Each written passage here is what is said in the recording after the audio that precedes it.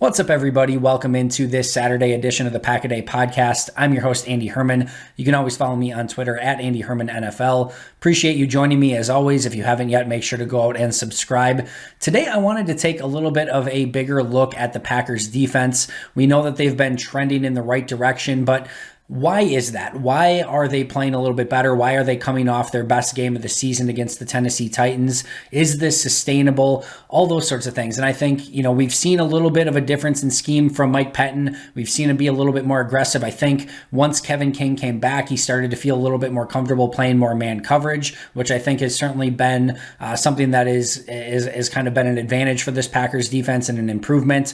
I think we've seen him play Jair Alexander a little bit more on an island and weaponize him a little bit more. I think we've seen him change things up. We saw him use a four-man defensive line with two linebackers, some bigger formations against Derrick Henry and the Titans running offense.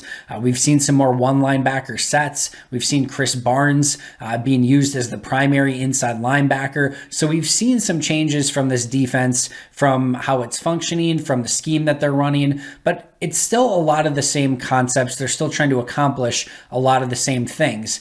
And the way I've looked at this is really the improvement from the defense, which I should put a timeout on this right now and a pause on this right now and say, I'm not ready to crown the Packers defense yet and say they've made it and they're ready to be this dominant defense, right? I think we need to see what transpires over the course of really the next game against the Bears and then going into the playoffs. And we know some of those matchups are going to be difficult, but I do think they are trending in the right direction. So again, the main crux of the show today is going to be, why is that? And I think you have to look at some of the key players on this team and the improvement that they have made. And I'm going to be going over some of my grades from the beginning of the year up until now. Different players have kind of reached that moment at different times, but I'm going to go through that and show you kind of the differences as I've been kind of watching them with a keen eye and again, grading every player on every play through the course of this season to see why some of these players are trending in the right direction. And I think it starts to tell the story of why we're seeing this defense play a little bit better. And of course,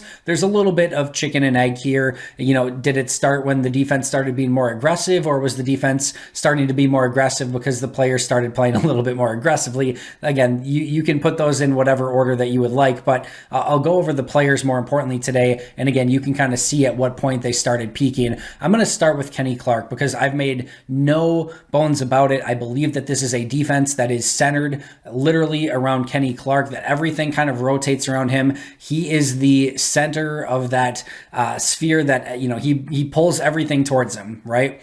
And what I see when Kenny Clark is dominating is him resetting the line of scrimmage. And that makes things easier for the linebackers. It makes things easier on the edges, right? And then when he is collapsing pockets, the edge rushers are able to scream off the edge. There's no place for the quarterback to step into because Kenny Clark is right there. When there's more pressure, that makes things easier on the corners and on the safeties and obviously the defensive backs and anyone that's in coverage. So Kenny Clark is that rare player who can legitimately make everyone better around him on defense. And over these last two games, he's been dominant. You look at his first 5 games of the season, which were actually through week 9, if you remember, because he had some injuries earlier this season. Through week 9, he had a negative 0.15 grade. Now, this is somebody who has never, in my 3 years prior of grading, has never graded below plus 10 on a season ever. So negative 0.15 through week 9, even with some injuries and even missing some games, was a pretty low score. Even through week 13, a plus 1.55 grade if you go from the beginning of the season through week 13. So we saw a little bit of improvement. But these last 2 games, plus 3.6 over the course of the last 2 games. We are starting to see prime Kenny Clark and what he's able to do to opposing offenses in the interior of their offensive line. There were multiple times where Derrick Henry was ready to get going and Kenny Clark's already reset the line of scrimmage. I've actually seen a couple plays these last couple weeks where he's taking a quick first step and exploding into the backfield. Nobody's confusing him for Aaron Donald, but he's made a couple splash plays like that. You may not see the sacks piling up. You may not see the pressures piling up, but he is consistently resetting the line of scrimmage and being a dominant player, getting off blocks, shedding blocks, going sideline to sideline as a defensive tackle. He is a special player when he is on, and over the course of the last 2 weeks, he has been on. So again, first 9 weeks, which was 5 games of the season for Clark, negative 0.15. Last 2 games, plus 3.6. Dean Lowry, Another player who really struggled to begin this season. First 11 games, negative 4.3 grade. Him and Preston Smith were going back and forth as my two lowest graded players on the entire team. Really struggled. How about the last 5 games? Plus 1.5. And you might say, you know what, plus 1.5, that's not a huge grade, but juxtapose it against negative 4.3 over an 11-game period, and it is a huge difference. We've started to see Dean Lowry get his hands up in passing lanes. We've seen him hold up better at the point of attack. Still struggles against double teams, which, to be fair, that's not exactly what he's made to do. He's not this 330-pound defensive lineman that's set to just anchor and hold up against double teams. Kenny Clark, Tyler Lancaster, hopefully Snacks Harrison are going to be able to do more of that, but that's a weakness of his. But we've seen more from Dean Lowry overall. As I mentioned in my grades a couple weeks ago, he had a really nice grade, and I had to go back and look at it and retabulate it because I was a little bit surprised, but no question about it. He had a really nice game and has backed it up as of late. So last 5 games plus 1.5 grade, and a huge difference from that negative 4.3 earlier this season. And he's really playing. Is it exceptional football? No, but it's much better football than he was playing. And again, a key reason for that defensive turnaround so far over these last few weeks. Tyler Lancaster, another player that maybe doesn't quite get the credit that he deserves. First 6 games of the year, negative 0.75 grade. So you start taking this as a total, right? Kenny Clark, first 5 games, graded in the negative. Dean Lowry, first 11 games, graded far in the negative. Tyler Lancaster, first 6 games, graded in the negative. Those are like your 3 starting defensive linemen, and obviously Kingsley Keke too, he wasn't far from there either. If you've got the majority of your defensive linemen graded in the negative, that's not setting up the rest of your defense for success. Going back to Tyler Lancaster, plus 1.35 over the last 7 games. Never going to be a pass rusher. Never going to be a guy that makes a quick move and gets to the quarterback. He might clean up a sack here and there. He might even have a rare pass rush once in a blue moon, but for the most part, he is a stout run defender who can hold up better against double teams than he gets credit for. And if you're one-on-one, it's almost always a stalemate up front. He actually played really well against Quentin Nelson, which is not something that happens very often in that Colts game. So again, negative 0.75 for 6 games, plus 1.35 last 7. And again, you start taking those defensive line grades in total, and it's a complete turnaround, and that's why we've seen them be better against the run, and we saw it definitely come to fruition against the Titans. Preston Smith, I talked about this one earlier this week. His first 13 games, negative 5.75, a massively disappointing start to the season. Zadarius Smith buys him a car, plus 1.8 in his last 2 games, playing 2 of his best games. This past week gets the pressure on the interception by Christian Kirksey. Really nice pressure. Bats down a ball. I think he either had a sack or another pressure in the game as well. Just playing some of his best football of the season over the last 2 weeks. Looks like he's in a little bit better shape. Looks like he's playing a little bit faster. Not necessarily just, being dependent upon trying to get that first step and jumping off sides and things like that. He's playing sound football, also played better as setting the edge against the run against the Titans as well. So again, negative 5.75 first 13 games, plus 1.8 over his last 2. Rashawn Gary, first 6 games, negative 0.9 grade. Last 2 games, plus 1.8 grade. And really, let me start that one over. Rashawn Gary, first 6 games, negative 0.9. Last 8 games, plus 2.05. So his last 8 games, much better than his first 6. And I think he's coming off his best game of the season for the Packers. Also had a couple pressures, had a sack on the day. The pressure that he had resulted in the Darnell Savage interception. You can really start seeing the light bulb go off. He's, converting speed to power. He's really using his hands better. He still needs to develop a counter move, but really set the edge strong against Tennessee as well, which is something that you love to see. So Rashawn Gary, again, playing very well at the right time for the Packers. Christian Kirksey, first 6 games, negative 1.9, last 4, plus 0.4. Is it huge? No, it's not huge, but it's a difference from a negative to a positive. Another player where I mentioned last week where I thought it was time for Chris Barnes and Christian Kirksey to be the top 2 linebackers. Barnes has been the one. They've been rotating Kirksey and Kamal Martin as that number 2, but I still think Christian Kirksey is playing better than Kamal Martin as of right now.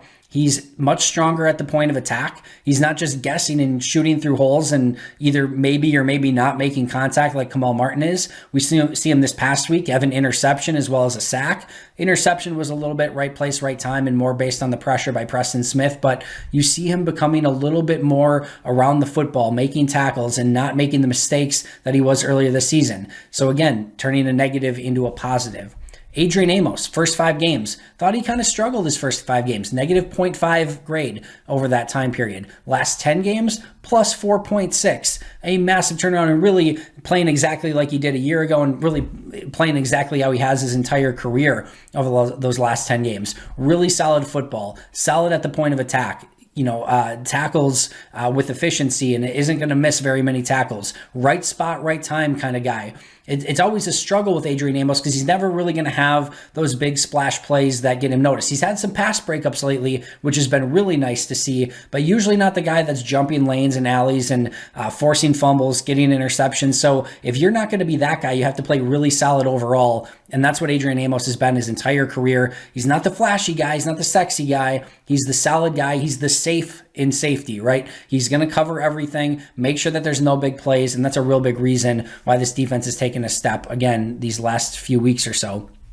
Darnell Savage, probably 1A on this list. First 8 games of the season, again, a negative grade, negative 0.3. Last 6 games, plus 4.95. Playing his best football of his young career so far. Jumping lanes. He's putting the flash and the sexy into that safety play, and just such a perfect tandem with Adrian Amos. We saw Adrian Amos pair with that type of safety in Eddie Jackson's second year with Eddie Jackson in Chicago, and have Eddie Jackson be the playmaker where Adrian Amos was more the solid overall type of safety. And actually, when I went back and watched that tape when Adrian Amos came to Green Bay, I hypothesized at the time that losing Adrian Amos and going to Clinton Dix was going to severely limit Eddie Jackson and his playmaking ability because they didn't have that safety to play alongside him anymore. In fact, Eddie Jackson was probably going to be the one that had to play a little bit more safe and not take as many gambles because you couldn't trust Clinton Dix. And over these past 2 years, Eddie Jackson, at least per PFF, his grades have gone way down. Now, is part of that Vic Fangio leaving? Probably,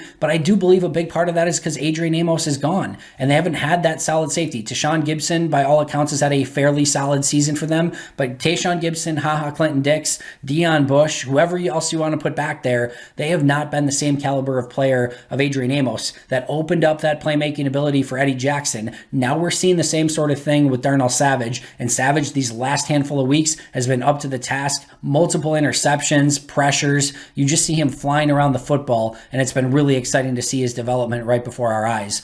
And then lastly, not one that's technically on this list, he has a little bit of a different trajectory. That's Chris Barnes. I still think his ability to play all 3 downs at that inside linebacker position has also turned this Packers defense around these last few weeks. But he actually started the season really nice, plus 1.6 grade in his first 4 games. His next 5 evened it right back out, negative 1.6 to make him a neutral on the season. But his last 2 games, plus 1.3, which gets him back in the positive.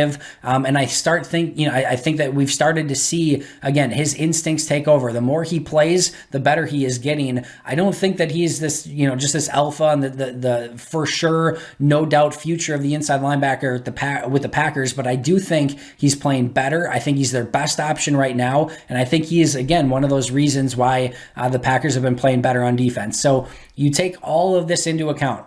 Mike Pettin playing a little bit more aggressive, playing a little bit more man-to-man coverage, weaponizing Jair Alexander. All that stuff is great, but still the players on the field have to go out and execute. And when you take a look at Kenny Clark, Dean Lowry, Tyler Lancaster, Preston Smith, Rashawn Gary, Christian Kirksey, Adrian Amos, Darnell Savage, and to some extent Chris Barnes, that's 9 guys who are playing better football now over the last, month and a half than they were earlier this season. And when that happens, you're going to start seeing more playmaking. You're going to see more turnovers. You're going to see, holding offenses to 14 points, 16 points, rather than 20 and 30 points and so on and so forth. So kudos to these guys for playing their best football at the right time. Let's see if this can continue with Chicago. I'm excited to see if this defensive trend can continue. I think it can because I've seen the players progress through the course of this season. Thanks so much for joining me as always. Make sure to check out Jason and Paul today wherever you get your favorite podcasts. I'll be right back here tomorrow to preview the game. But until next time, and as always, go Pack Go.